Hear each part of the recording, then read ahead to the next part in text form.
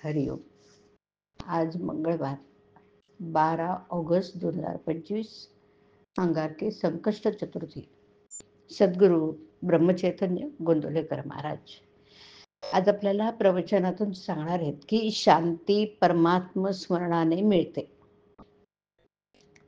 नवविधा भक्तीत जशी श्रवण ही पहिली पायरी, तद्वतच अनेक संत लक्षणात शांती हे पहिलं लक्षण. वास्तविक संतांची लक्षणं सांगता येणं कठीण आहे, तरी पण असं म्हणता येईल की शांती हे संतांचं मुख्य लक्षण. पृथ्वी ही क्षमा शांतीरूप आहे.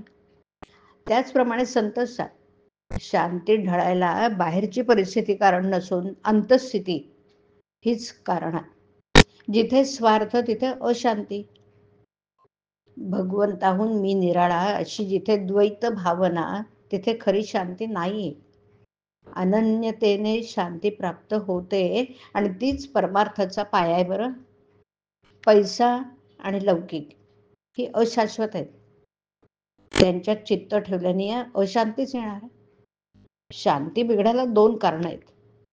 एक गत गोष्टींचा शोक आणि दुसरं पुढची चिंता. आपल्या बाबतीत घडणारं मागलं आणि पुढलं हे दोन्ही ईश्वराधीन आहेत अशी दृढ समजूत झाली तर शांती बिघडणार नाही. आणखी महत्वाची गोष्ट म्हणजे सदाचरण. सदाचरण नसेल तर शांती कधीही येणार नाही. पश्चाताप करण्याची पाळी येईल आणि म्हणून प्रत्येक कर्म भगवंताच्या साक्षीने करावं.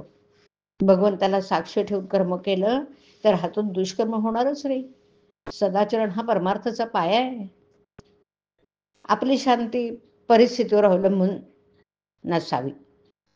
एका साधूला कोणीतरी शेतात झाडाखाली आणून ठेवलं. तो तिथे स्वस्त बसून नामस्मरण करीत असे. तिथे लोक त्याच्या दर्शनाला येऊ लागले. लोकांची ये जा वाढली आणि ये जा वाढल्यामुळे त्या शेताच्या मालकाला त्रास वाटू लागला आणि म्हणून त्याने ते साधूला उचलून दुसरीकडे ठेवून साधूची शांती पूर्वीच्या स्थळी होती तशीच दुसऱ्या ठिकाणी पण कायम राहिली. शेतमालकाला आश्चर्य वाटलं की ज्याचं मन शांत आणि चिंता राहीत असेल त्याला कुठेही ठेवा, तो शांतच राहणार. आणि म्हणून भगवंतावर विश्वास ठेवून स्वस्थ बसावं, त्याच्यावर भार घालून प्रपंच करावा. करते पण आपल्याकडे घेऊ नये, अकर्तृत्व भाव ठेवावा. अशाने शांती येईल. जगतचालक राम आहे ही भावना दृढ झाली तर शांती येणार. एकनाथांची शांती अगाध होती. नाथांसारखी शांती यायला परम भाग्य पाहिजे. राजे रजवाडे आले आणि गेले, पण ज्ञानेश्वरांचं नाव टिकलं, कारण ते शांतीची मूर्ती होते. ही शांती काय केलं असताना मिळेल बरं? भगवंत स्मरणा वाचून अन्य उपायाने ती साधणार नाही. जे जे घडतंय ते भगवत इच्छेने घडतंय ही दृढ भावना असणं हे शांतीचं लक्षण आहे. कर्तृत्वाभिमान शांतीच्या आड येतो. विद्या, वैभव, कला, संपत्ती, संतती याने शांती येतेच असं नाही. निरपेक्षता हे शांतीचं मूळ आहे.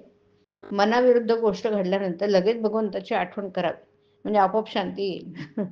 मनातली शांती कायम ठेवून रागवता येतं. तसं केलं तर हातून प्रमाद घडत नाही.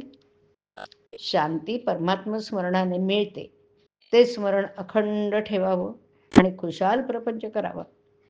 हरिओम. हरिओम तत्सत. हरिओम.